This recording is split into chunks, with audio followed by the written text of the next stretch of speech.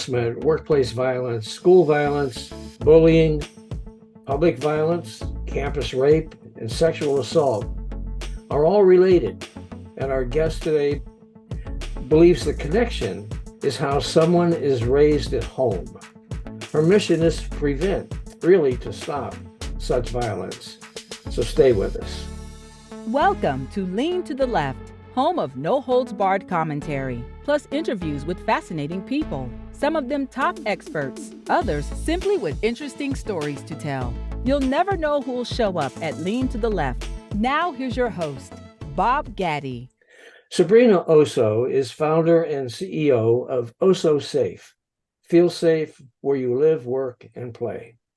She's a TEDx speaker, author, and real estate agent who promotes safety and preventing violence in the workplace, schools, and homes. Her personal and professional experience with the subject allows her to bring a unique and holistic approach as a solution. She's also a professional dancer, teacher, and uses her performance abilities to educate people on the subject. As a real estate agent, Sabrina is bridging the real estate industry with Osos Safe. We'll learn more about that.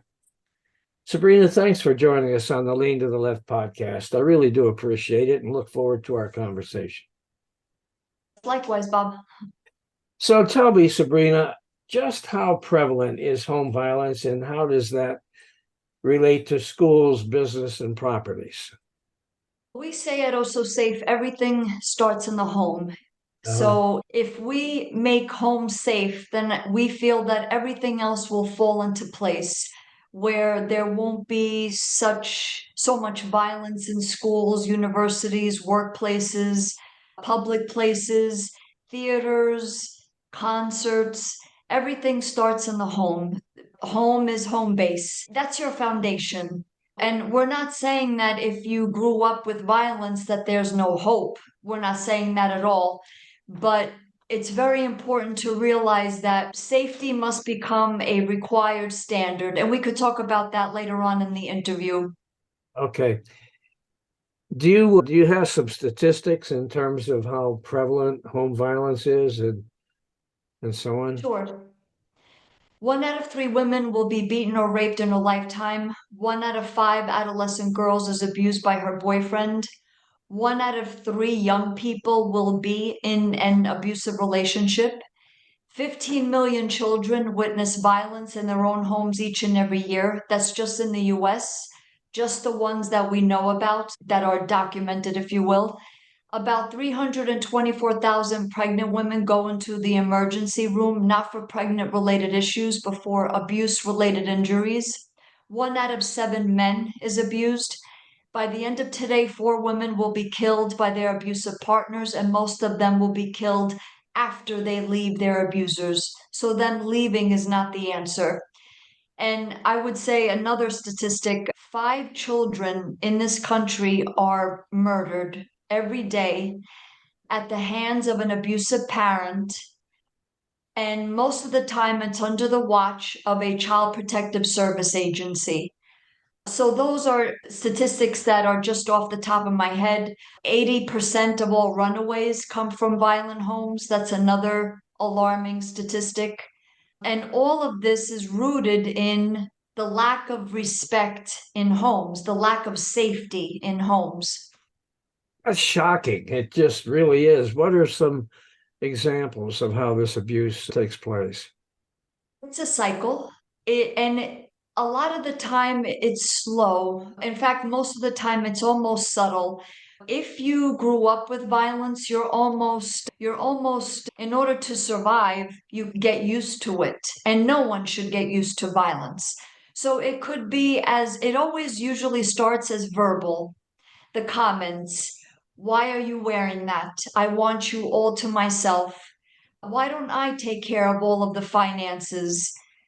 It could start with a shove, pulling hair, and then it escalates from there.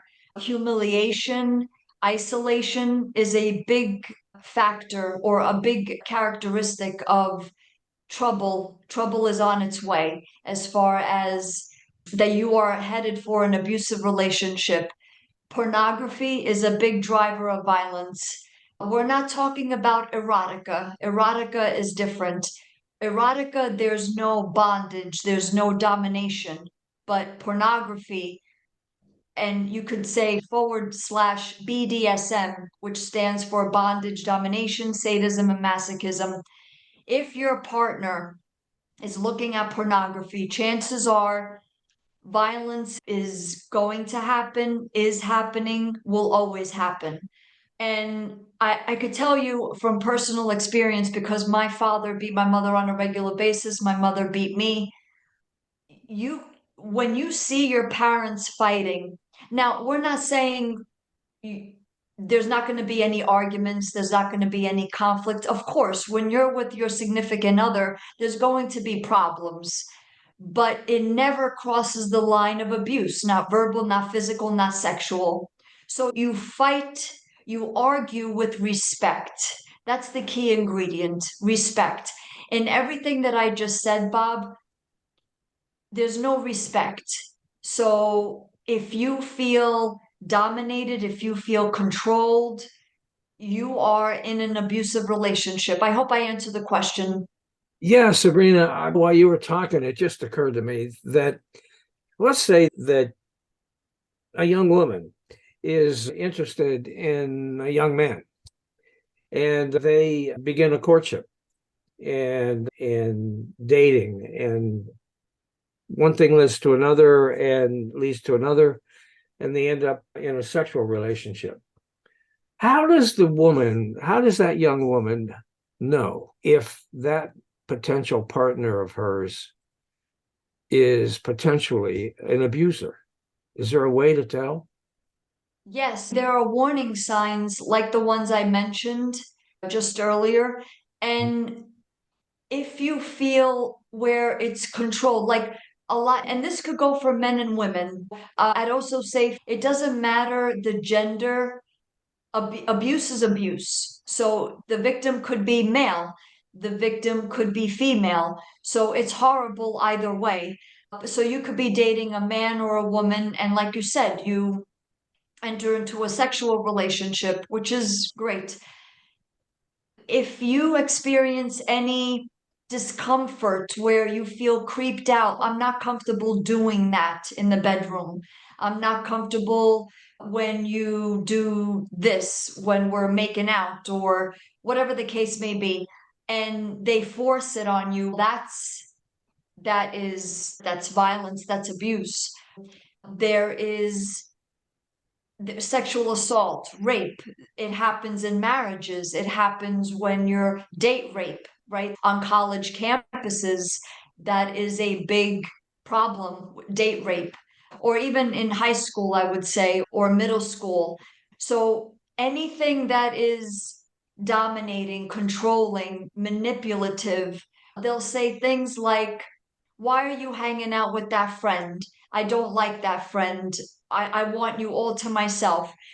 If you're a very fashionable person, you like to wear clothes, fashionable clothes, man or woman, and now your partner is saying those skirts are too short, that is too revealing, your chest, it's just exposed.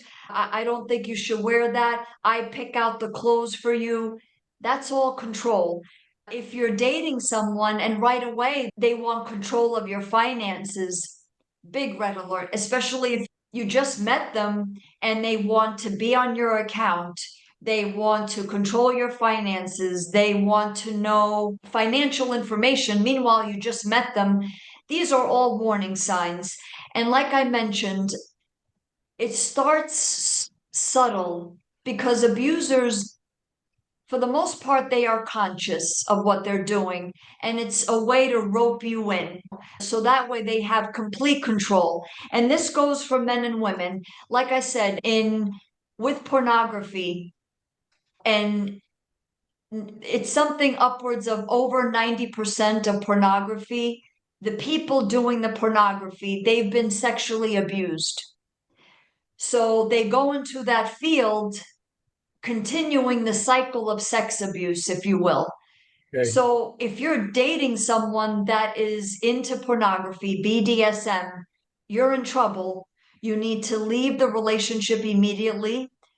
And you need to have the confidence in yourself to say, you know what? I deserve to be in a good relationship. There's other people out there worthy of my time, my companionship. Bye. Yeah. Bye. That's it. Okay. In a word, bye. I And that got goes for any age. Ciao. I'm Italian. Ciao. it. So long. Don't let the door hit you in the behind, right? Tell me Right. this. What are some of the symptoms of a potential victim? In the workplace, if it is hot outside and they always wear long sleeves, and granted there's air conditioning, I get it. There's air conditioning in the corporate environment. But if it's a pattern, a repetitive pattern where they're wearing long sleeves, chances are they're hiding bruises, they're hiding cuts done by their partner. If they're always wearing sunglasses, maybe they're hiding a black eye. If they are sensitive about talking about their home life. Now, granted, there could have been a death in the family. Maybe they have to take care of a loved one that's sick, Mhm. and that could be why they don't want to talk about it. But I would say if you ask the question at different times and they're very reserved and they change the subject right away, that could be a sign that someone is not safe at home. If they are they come in late to work and they used to do good work, like they were very on point with projects, with assignments, and now they're not. Mhm. That could be a sign of a victim where, wow, what's going on with you? How is that guy that you're dating or that woman that you're dating? What happened? You were late to work. You were all of these factors, all of these are signs of it could be a victim. Also, diet, if they have, and their health, if they have headaches and backaches and their body is turning on them because they are a victim of violence. I have to say, Bob, nothing will break a body down like violence, abuse. So I feel like the health in any country is measured by, is there abuse going on at home, especially with children? That means that the abuse, the violence is affecting you. You're having headaches, backaches, anxiety, depression. What's going on at home? And it's seeping into your workplace if you're a student at school. So everything is interconnected. But these are some of the characteristics of a victim. I hope Okay. I answered the question. Yeah, Sabrina, tell me this. If let's say that you have a good friend, you're at work, you have a good friend, and he or she comes into the office and you notice some of these signs that you just discussed. What should you do? Listen, Yeah. listen, and say things like, because they're not going to want to open up probably at first. So you keep asking, and I'm not saying pestering. I'm not saying by any means be nosy, be gossipy. No, you are genuinely caring about that person and say, if you need to talk, I'm here for you. We can go somewhere alone around the corporate office. I'm not going to tell anyone. Whatever you say is confidential, but I feel like things are going on and I'm here for you. And keep saying it. Let a week go by, a couple of days, and then ask again. And I would say it's very important to not tell them to leave. Do not tell them to leave. Because, as I said, that statistic, once a victim decides to leave, they are 75% more likely to be killed. So you don't want to tell them, just leave. What's the problem? Just leave. First of all, they're going to shut down. They're going to shut down. So they're not going to want to talk to you because everybody tells them that. Just leave. As if it's something simple. We at Also Safe, when we do our seminars and our workshops, we educate people that there are 50 reasons why victims don't leave.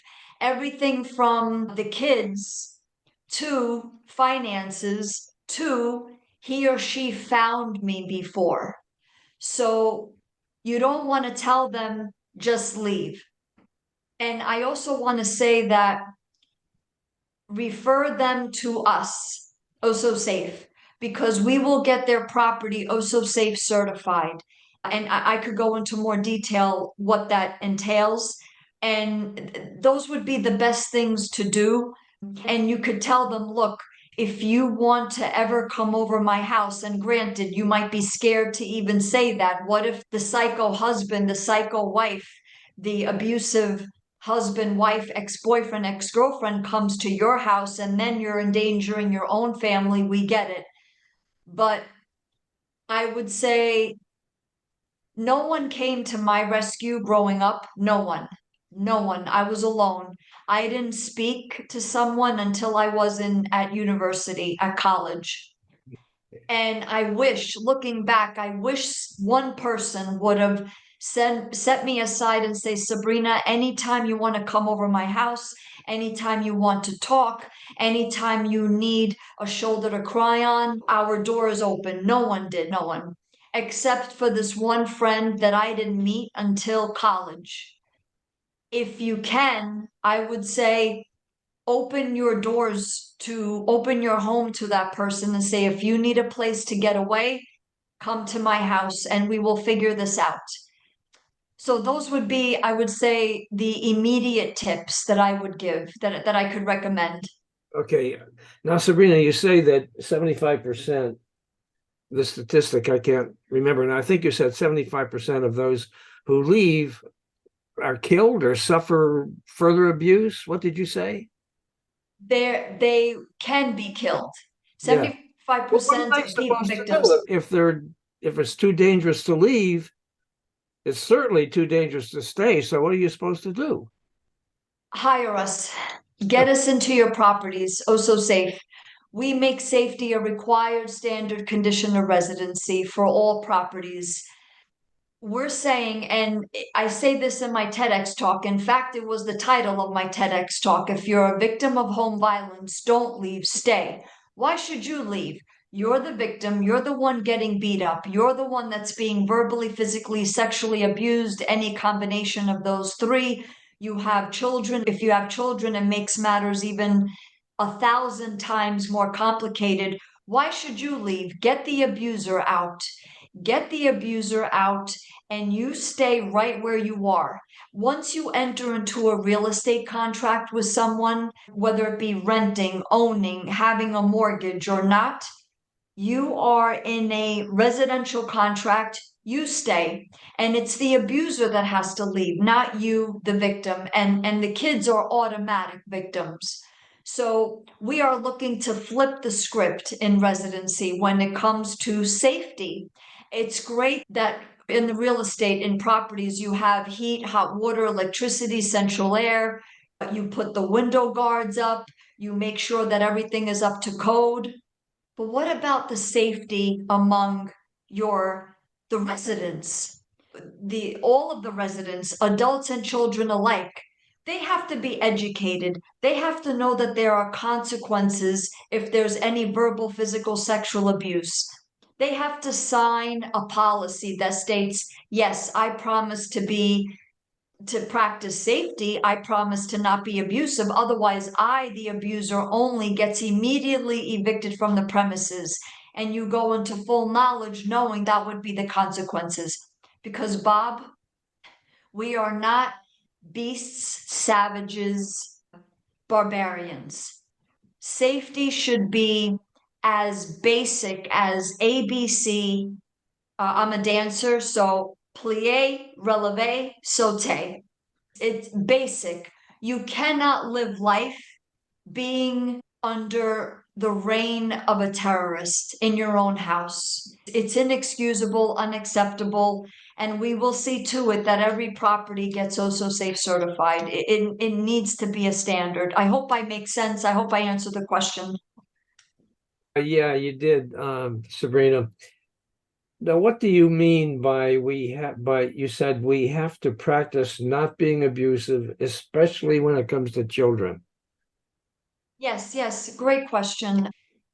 Children suffer the most in these circumstances. I should know I was one of them. So they're seeing mom beat up dad, or dad beat up mom, or they're getting abused themselves. And this is indeed a practice. When you are handed the baby at the hospital, mom, dad is there, or maybe it's just mom, maybe you adopted, maybe whatever the case may be. When you get released and you go home, we take it for granted and say, and we take this lazy approach. Okay, this is how you feed it. This is how you burp it. This is how you change the diaper in case they choke. This is what you do. But what about safety? What about practicing safety? When you get into a conflict with your partner, are you going to know how to fight, how to have an argument without terrorizing your children? Are you practicing empowerment, encouragement, freedom of choice, respect, safety?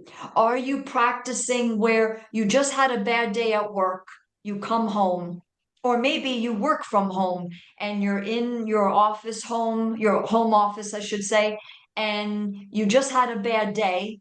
Do you know that you're not going to take it out on everybody? You're not going to tell everybody the hell with you. I need to blow off steam. And you're going to take it out on the kids. No, you communicate. You say, look, I just had a bad meeting.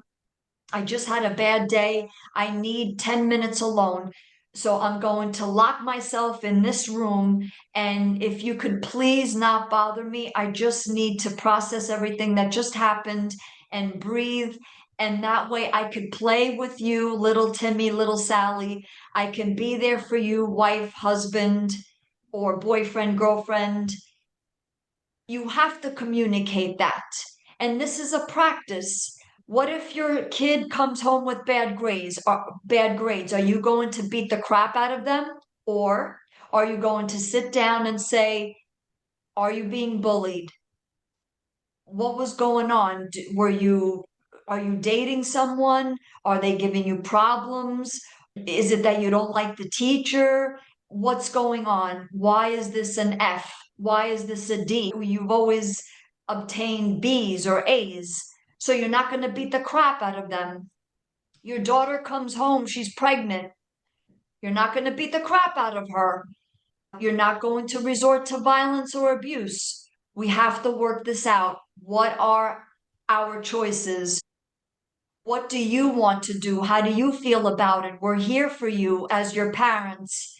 So all of these are examples of practicing safety. You have a toddler, and the toddler just messed up your entire wall of paintings with markers, with chalk, because you were on the phone and you were paying attention, but not paying attention at the same time. Are you going to beat the crap out of your toddler? No. Let it be okay.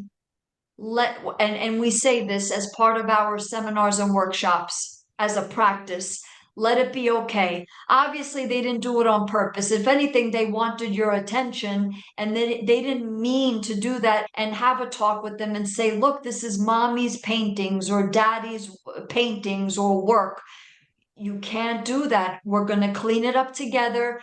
And do you want me to do that to your drawings that you did at school? So there's respect there, Bob. Respect. That's the main ingredient. So these are some of the ways that we practice safety. Okay. Now you say that children need to have agency over their lives way before 18 years of age. What does that mean? The way the laws are, or the courts, and just society in general, 18 years old, okay, you're out the door. You don't have to abide by my rules. Go. You're free to go. If you live in an abusive environment from birth, Okay. 18 is way too late. Way too late. By then you're seeing violence, abuse, chaos, dysfunction on a regular basis. And it's affecting you. It's affecting you in every regard. Children know who make them feel safe. They know who respects them. They know from teeny tiny, even in infant stages, when if you're yelling and screaming, that infant knows something is amiss in the crib. There's studies about this in child rearing, and psychologists and doctors that say that there is proof of this, that they know that something is off, even though they're infants, that there's conflict, and then it affects them. We have to give respect to our children and trust them when they say, I'm scared of mom, I'm scared of dad, and make it safe for them to say that. They would rather live with an aunt, an uncle, a grandparent, a close family friend. If dad is beating the crap out of mom, or mom is beating the crap out of dad, or one of them or both of them is beating the crap out of them, out of the child, this is not a safe home. This is not a good environment. Let the child decide. Let them say who they feel safe with. Let them dictate their lives way before 18, because if we wait until they're 18, Bob, they're going to resort to drugs, alcohol, bad relationships. They're going to repeat the cycle. They're going to get involved with the wrong people, and ultimately they could commit suicide. Why? Why? When you could nip it in the bud right when they are a year old, 2 years old, 3 years old. Children know who make them feel safe. And if you create that environment, which we do at Oso Safe, in fact, I have a children's book that talks about giving children voice, giving them choice when it comes to their residency. We need to do that. Our world and our homes and our world will be better off. Isn't that the job of the family courts to decide what the best solution is for the child in cases like that? I have to say, Bob, unfortunately, I have personal and professional experience with this. The laws, the courts, the judges, the child protective service agencies, they make horrible matters even worse. Their 2-year-old Kira Franchetti, 3-year-old Bella Bond, 6-year-old Zymir Perkins, seven-year-old Nix Mary Brown, 7-year-old Julija Baptiste. They are all dead, murdered at the hands of an abusive parent under the watch of a child protective service agency. Oh my God. They are, and everything is right in front of them, like the evidence, but they do, in my opinion, in my personal and professional opinion, they do more harm than good. They do not do what is in the best interest of that abused child. They do what is in the worst interest of that child, of that abused child. And a lot of the time, they actually side with the abusive parent, the abusive step parent, the abusive family member. It's horrendous. It's horrendous. With our products and services, you won't need the courts. Everything gets resolved right in residency with our Oso Safe certifications, our Oso Safe Home Sweet Home package for properties. And we are marketing this to the real estate industry. I'm a real estate agent. We are really pushing for this because I wish I had this growing up, put it that way. Okay. Now you have a YouTube channel, Oso Safe Kids, the Oso Safe Kids cheer anthem. What's all that got to do with your Oso Safe certification program? Yes, kids are so important for Oso Safe, so very important, because I feel like they are, and a lawyer actually told me this, but and I agree, they are the most disenfranchised beings on the planet. And they need to have choice, they need to have voice. So I feel like I wanted to give them a platform to speak out and to educate them, to say, look, if home is not safe, I say it in my YouTube channel and I say it in my TikTok. The YouTube and TikTok are designated for kids, and then the Facebook, LinkedIn, Twitter, and Instagram is adults and kids. But the YouTube and the TikTok, We are saying to kids, if you're not safe at home, do not go home. Stay at school, say your cheer. I want to live where I am also safe, and I am also safe with, and fill in the blank.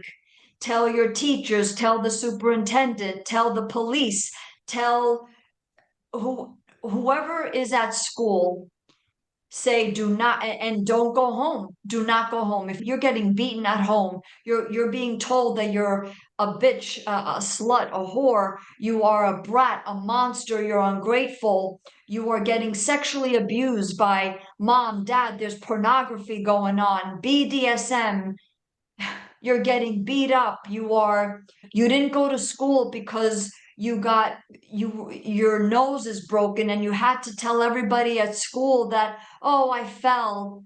Don't go home. Do not go home.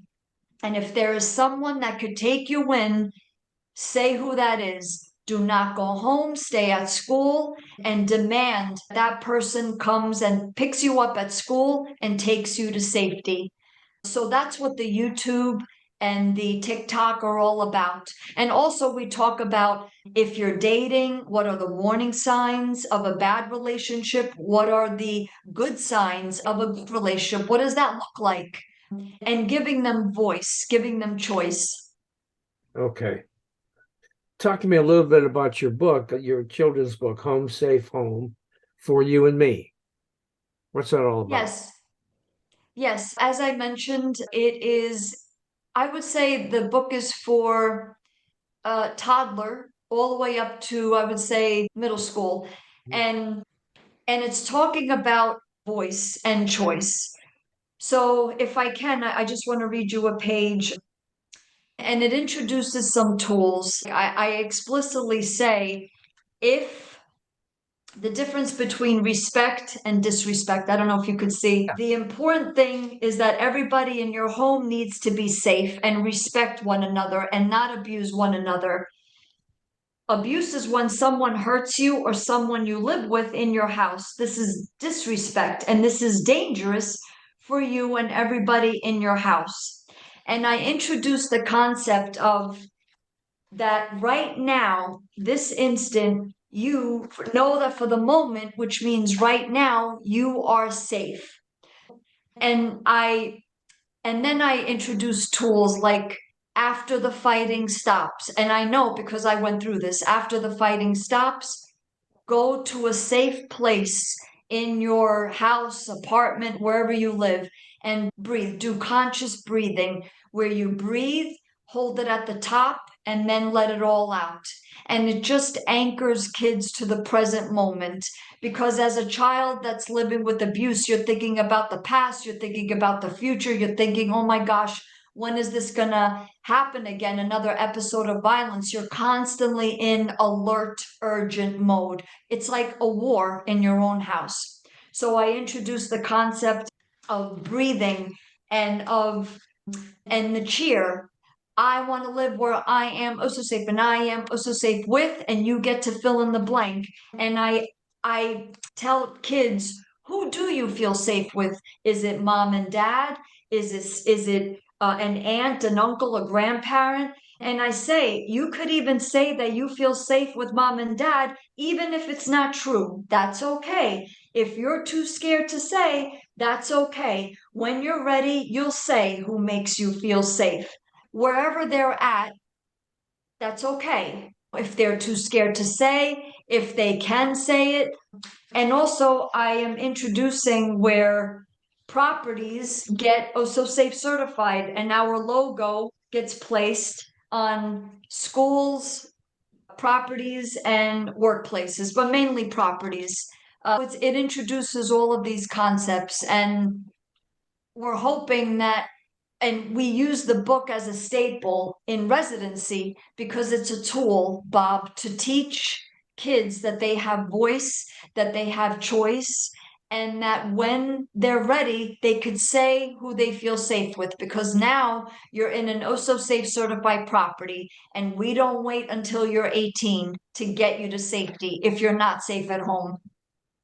Okay. How can people learn more about what you're doing, Sabrina? Our website is ososafe.com. As I mentioned, we are on all the major social media platforms: Facebook, LinkedIn, Twitter, Instagram, TikTok, and YouTube. Mhm. And the book is on Amazon. I think I've seen it on Barnes and Noble's, multiple book websites. Okay. And those would be the best way to reach us. Okay, you know what I forgot to ask you earlier? You mentioned your dancing. How does your dancing play into what you're doing with Oh So Safe? Yes, when we go to schools and universities for that matter, students, when you're talking about such a heavy subject, it helps to have things or mediums, ways to make it a little less heavy in any capacity. So the dancing provides that. And then you also get so much more attention from the students when you perform in front of them, whether it be dancing, singing, acting. I'm a dancer, and then the acting, I weave it in there naturally. So it definitely provides, it serves as a attention getter and attention, their Yeah. attention. All right. So you're doing these presentations at school. Let's say it's elementary school, right? Exactly what are you doing? Do you have some kind of a dance with lyrics and music and stuff that you I'm sorry, Well, I'm it not probably not depends. asking that very well. Yeah, no, it depends. It depends on what the school would want. So first I asked them, was this okay to do? Is this all right to do at your school? And I educate, like I say, all of you are also safe kids, whether you're safe at home or not safe at home. So Okay. from this moment on, all of you are also safe kids. And we have wristbands that we give out. So that way and I have to say the kids really identify with wristbands. I don't know what it is exactly, but they know what to do with them. They put them on, and I feel like they feel like they're part of something very important, and it gives them voice without even saying anything.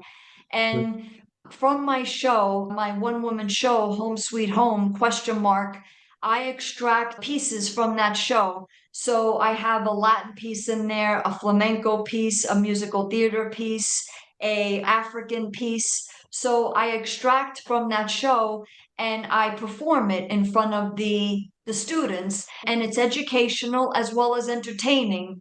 And Okay. then I gear it where I want the students can say, "Wow, she's playing me." That's how it is at home for me. Wow, she's acting like my mother, or Mhm. she's acting like my father. Wow, she really gets it. She understands what we're going through. So there's connection there. Now, you mentioned the one woman show you just mentioned in passing. Isn't that kind of important? Why don't you tell us about it? Sure. Oh, I thought I mentioned it. Sorry. Uh, Oh Yeah. So Safe was really born out of this one woman show that I wrote, choreographed, and performed a number of years ago. Okay. And I play the show, as I said, is Home Sweet Home question mark. Right. And I play different women being abused. She goes to her good place. That's where the dancing comes in. But Uh, then she's pulled back into the terror of violence, but the show ends really strong, really empowering. And I did a lot of research for the show, and I couldn't believe the statistics that I was finding. Oh So Safe was born out of this one woman show, really. And I see. do plan on reviving it. I do plan on reviving it at some point. I'm hoping sooner than later for sure. Where did you do this show? Who was the audience? When or Where was the where? audience? Oh, different venues. I did it at universities. I did it for the vagina monologues. Actually, I was invited to perform a piece of it. I did the African piece of my show at the vagina monologues. This was a number of years ago. I've done it for like cafes, any cafe or place that allows for performances to happen. I even did it for a storage center, actually, we did it with my students. I did it actually, which is pretty cool in retrospect when you think back on your life. Wow, that was really cool that I did it as a woman show, but I also had my students incorporated and the other teachers. Yeah, and a couple of other venues as well. Okay. You got a very creative thing going on there, and you've turned it into a nice business. That's great. And listen, I really do appreciate you being on with us. Is there anything more you'd like to add? This was so great, Bob. I thank you for this opportunity and for allowing us to speak on your platform. We greatly appreciate it. I just want to say to your listeners, to your audience members, you deserve to be in a good relationship. Just because you are a parent, it doesn't give you the right to abuse your child. And all of us deserve safety, respect. And this is a practice. It's a practice. So I think that would be the most important things that I want to end with your listeners. Hey guys, I hope you enjoyed this Lean to the Left video and that you learned something as well. Please come back on a regular basis and check out our interviews with guests on topics that I hope you find interesting, entertaining, and enlightening. And you can check out the schedule of upcoming shows, guests, and topics at podcast.leantotheleft.net. You can also subscribe to our audio version there or to our video shows here at YouTube. And follow us on social media. Facebook at the Lean to the Left Podcast, Twitter at Lean to the Left 1, Instagram at BobGaddy_Lean to the Left, and TikTok at Lean to the Left. Our goal is to be informative and entertaining as we and our guests comment on the latest developments in the news and about the social issues that concern us all. This is Bob Gaddy signing off for Lean to the Left. Thanks for sharing your time with us.